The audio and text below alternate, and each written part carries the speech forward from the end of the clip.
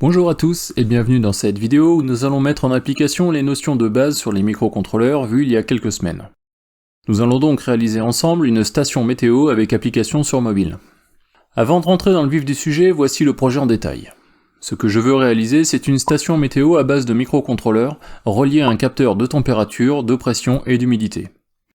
Cette station devra envoyer périodiquement ses relevés à un ordinateur qui stockera les informations au fur et à mesure dans une base de données. Pour l'ordinateur, j'aurais pu utiliser un Raspberry Pi, mais comme j'ai une Freebox qui reste allumée toute la journée, je vais profiter de sa gestion des machines virtuelles. Cela tombe d'ailleurs très bien car j'ai déjà une machine virtuelle sous Ubuntu qui me sert de bloqueur de pub. C'est le fameux Pi-hole que je vous ai présenté il y a quelques mois. Du côté de la station météo, celle-ci devant rester allumée en permanence, je vais utiliser des batteries pour l'alimenter et un panneau solaire pour les recharger. Voici en détail la liste des matériels utilisés. Tout d'abord, le microcontrôleur. Il s'agit d'un ESP8266 car sa connexion Wi-Fi native va me permettre de le faire communiquer sans fil avec la machine virtuelle. Acheté pour 1,59€ sur AliExpress, ce n'est pas la ruine. Le capteur de température, de pression et d'humidité est un BME280. Il s'agit de l'un des composants les plus communs pour ce genre de projet car il intègre tous ces capteurs dans une seule puce. Il est de plus lui aussi très accessible, 2,60€. Pour 5€, j'ai trouvé ces batteries délivrant 3,7 volts et ayant une capacité de 5200 mAh, largement suffisante pour tenir même pendant plusieurs jours sans soleil. Il faut savoir que ce genre de microcontrôleur ne consomme que 20 microampères en veille profonde. Ces batteries seront rechargées par ce panneau solaire délivrant 6 volts et 1 watt de puissance. Même s'il ne remplacera pas une centrale nucléaire, il est largement suffisant pour notre utilisation, d'autant qu'à 1,50€ pièce, je ne vais pas me ruiner. Entre le panneau solaire et les batteries, il faut un chargeur de batterie. Ce modèle à base de puce TC4056A est là encore l'un des moins chers. J'en ai acheté un pack de 2 à seulement 34 centimes. Pour ne pas trop m'embêter avec des soudures, je vais connecter tout cela avec des connecteurs Dupont. Enfin, tout cela sera placé dans un boîtier étanche IP67, comme cela, disponible dans tous les magasins de bricolage. Voilà le schéma de câblage de l'ensemble avec le panneau solaire qui sera connecté au chargeur de batterie chargé de distribuer le courant au microcontrôleur et de régler la charge des accus. Le ESP8266 sera connecté au BME280 par l'intermédiaire de 4 fils, alimentation, masse et liaison série.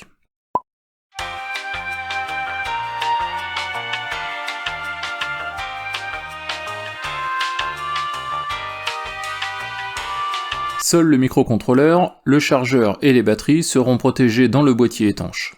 Je vais laisser la sonde de température à l'extérieur afin de ne pas fausser ces mesures. J'espère que ce composant résistera au froid, à la chaleur et à l'humidité, mais au vu de son prix dérisoire, ce n'est pas très grave. Voilà, au final, la partie matérielle de la station terminée. Il reste toutefois à créer le programme du microcontrôleur. Pour cela, j'utilise VS Code, configuré pour prendre en compte le ESP8266. Je vous renvoie pour cela à la vidéo dédiée, dont le lien est dans la description.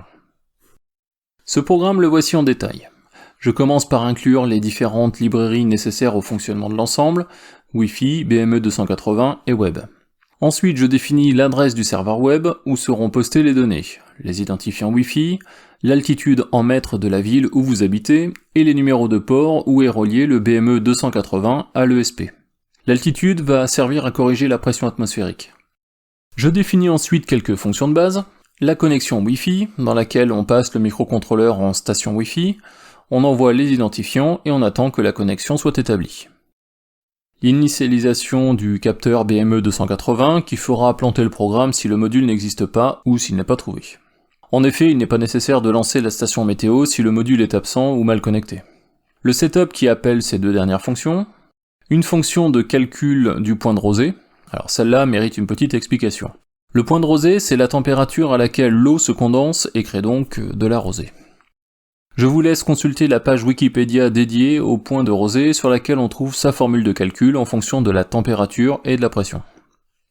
La boucle principale de l'application va d'abord lire la température, puis la pression corrigée par l'altitude à laquelle se trouve votre capteur, l'humidité, et va aussi calculer le point de rosée.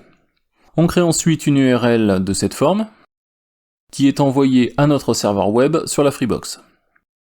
On laisse pour cela 5 secondes au serveur web pour répondre, sinon on coupe la communication. Si votre station météo est assez éloignée de votre point d'accès Wi-Fi, laissez-lui un peu plus de temps afin d'établir la connexion. L'ESP repasse ensuite en mode sommeil profond pour 1800 secondes, donc 30 minutes. C'est ce mécanisme bien particulier des microcontrôleurs qui va permettre d'économiser la batterie et ainsi pouvoir être utilisé pendant plusieurs mois.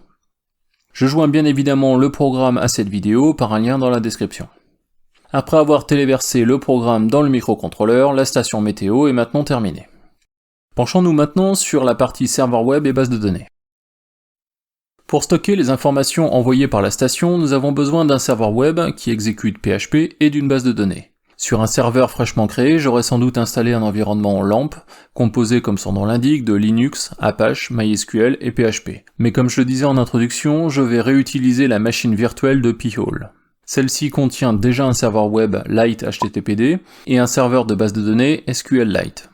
Je ne connaissais ni l'un ni l'autre, mais après quelques recherches, ils sont très simples à comprendre et je vais donc les utiliser pour ce développement. La racine du serveur web se trouve dans le répertoire /var/html. Je crée donc un dossier nommé météo. Pour tester que tout fonctionne bien, je crée tout d'abord un script de création de la base de données. Rien de bien compliqué, je me contente d'envoyer une requête create avec les champs suivants. Une date au format année sur 4 caractères, mois sur 2 caractères, jour sur 2, heure au format heure-minute, puis un champ au format décimal pour chaque donnée, température, pression, humidité et point de rosée. Seconde page de ce mini-site, celle qui sera appelée par la station météo afin de poster les données.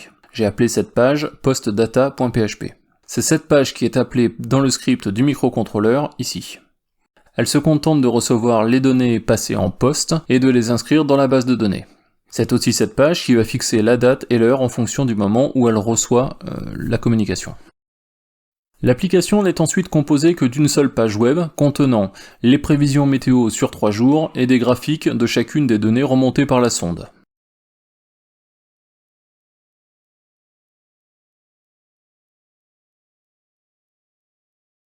Voici son code. Tout d'abord, je me connecte à la base de données et j'importe quelques librairies et fichiers annexes comme une fonte externe, les API Google Charts qui vont me servir à dessiner les graphiques et la feuille de style très minimaliste. Ensuite, je dessine 4 graphiques à l'aide de Google Charts. L'un pour les températures, un pour les pressions, un pour l'humidité et le dernier pour les points de rosée. Pour ce faire, j'utilise les 50 derniers enregistrements de la base de données. Comme le capteur envoie les infos toutes les 30 minutes, j'aurai ainsi les 25 dernières heures. Vous pouvez passer ce nombre à 100 pour obtenir 2 jours de visualisation. Je supprime toutes légendes ou affichages des axes afin d'optimiser le rendu sur un téléphone mobile. Le graphe est le même pour toutes les valeurs. J'aurais certainement pu optimiser tout cela dans une boucle, mais un copier-coller est tellement plus simple. En début de page, j'affiche un widget trouvé sur le site MétéoBlue qui permet d'avoir un affichage des prévisions météo sur 3 jours. Ce widget a l'avantage d'être assez light et de ne pas être surchargé de publicité. Ensuite, je récupère les valeurs du dernier enregistrement de la sonde. A priori, il n'a pas plus de 30 minutes si tout fonctionne bien. J'affiche ensuite les valeurs dans les cadres comme ceci. Finalement, c'est ici qu'apparaîtront les graphes Google Charts dans ces divs. Le rendu est assez sympa. Charge à vous ensuite de changer les couleurs, changer la fréquence d'envoi des données de la sonde ou l'échelle des graphes. Encore une fois, je mets à disposition toutes les sources dans la description de cette vidéo. Si vous souhaitez que ce site web soit consultable en dehors de votre maison, je vous conseille d'ouvrir les ports de votre routeur. Étant chez Free, je vais m'appuyer sur cet exemple, mais la procédure reste la même quel que soit votre opérateur. Pour ce faire, rendez-vous dans votre espace de gestion Free et cliquez sur Ma Freebox, puis paramétrez mon routeur Freebox.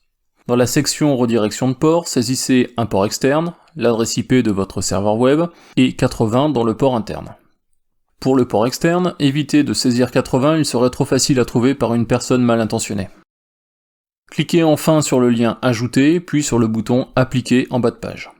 Après un redémarrage de votre box, votre serveur sera accessible de l'extérieur à l'adresse, votre adresse IP, le port que vous avez choisi, /météo.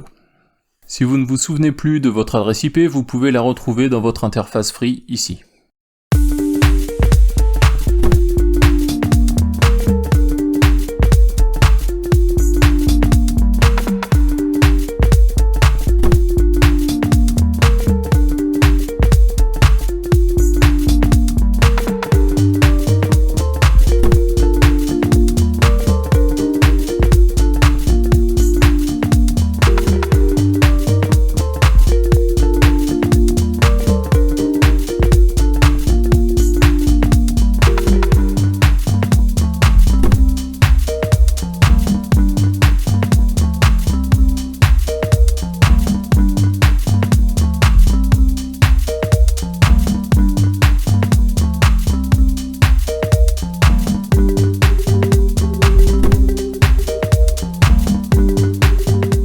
Voilà, j'espère que ce premier projet de microcontrôleur vous aura permis de voir tout le potentiel d'un tel système. Nul doute que nous ferons un nouveau joujou avec ces petites bêtes dans les semaines à venir. En attendant, j'espère que cette vidéo vous aura plu, et n'oubliez pas, comme d'habitude, le pouce vers le haut et le lien pour s'abonner si ce n'est déjà fait.